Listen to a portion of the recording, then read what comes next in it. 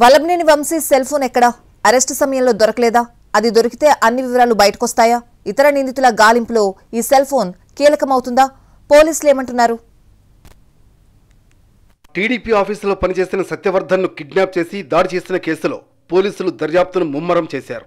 హైదరాబాద్ రాయదుర్గంలోని వల్లభనేని వంశీ ఇంట్లో ఏపీ పోలీసులు సోదాలు చేపట్టారు. ముఖ్యంగా వంశీ ఫోన్పై ఫోకస్ చేశారు.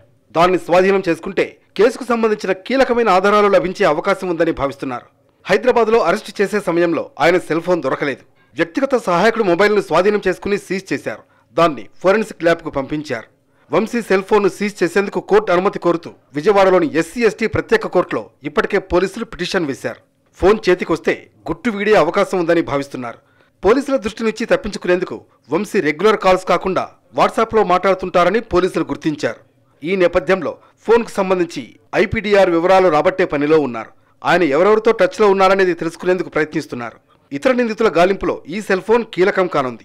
పరారీలో ఉన్న నిందితుల కోసం మరో బృందం గాలింపు చేపడుతోంది. మరోవైపు కిడ్నాప్ చేసి దాడి చేశాడని చెబుతున్న సత్యవర్ధన్ స్టేట్మెంట్ రికార్డు కోసం కోర్టులో పిటిషన్ వేశారు బెజవాడ పోలీసులు. స్టేట్మెంట్ రికార్డు చేయడం కోసం సమయం ఇవ్వాలని పోలీసులు కోరారు. గత వారమే ఈ కేసుతో సంబంధం లేదని విత్డ్రా చేసుకుంటున్నట్లు కోర్టులో ఆయన అఫిడవిట్ దాఖలు చేశారు. విజయవాడ సబ్ జైల్లో వల్లభనేని వంశీకి ప్రాణహాని ఉందని భార్య పంకజశ్రీ ఆరోపించారు. ఆయన అనేక రకాలుగా ఇబ్బంది పడుతున్నారని అన్నారు. వెన్నుపూస నొప్పితో, శ్వాసకోశ సమస్యతో ఆయన బాధపడుతున్నారన్నారు. అన్ని ఆధారాలు ఉన్నాయి కాబట్టే వంశీని అరెస్ట్ చేశామన్నారు హోంమంత్రి అనిత. ఇందులో ఎలాంటి కక్ష సాధింపు లేదని అన్నారు. ఏమైనా ఉంటే కోర్టులో తేల్చుకోవాలని అన్నారు. వంశీ అరెస్టులో ఎలాంటి కుట్ర లేదని అన్నారు. ఈ రోజు సత్యవర్ధన్ వాళ్ళ బ్రదర్ వచ్చి కంప్లైంట్ పెట్టాడు, నాకు న్యాయం జరగాలి, మా అన్నని ఇలా బెదిరించారు, కిడ్నాప్ చేశారని చెప్పి. సో దాని మీద పోలీసులు యాక్షన్ తీసుకోవాలి కాబట్టి పోలీసులు యాక్షన్ తీసుకున్నారు. దానికి సంబంధించి కోర్టులో ప్రొడ్యూస్ చేశారు, ఎవిడెన్సెస్ అన్ని ప్రొడ్యూస్ చేశారు. దాని మీద రిమాండ్ విధించింది కోర్టు. ఫర్దర్ గా ఏమైనా మాట్లాడుకోవాలనుకుంటే కోర్టులో మాట్లాడుకోవచ్చు. రెడ్ బుక్ లో పెట్టిన పేర్లపై చట్టబద్ధంగా చర్యలు తీసుకుంటున్నామని మంత్రి లోకేష్ అన్నారు.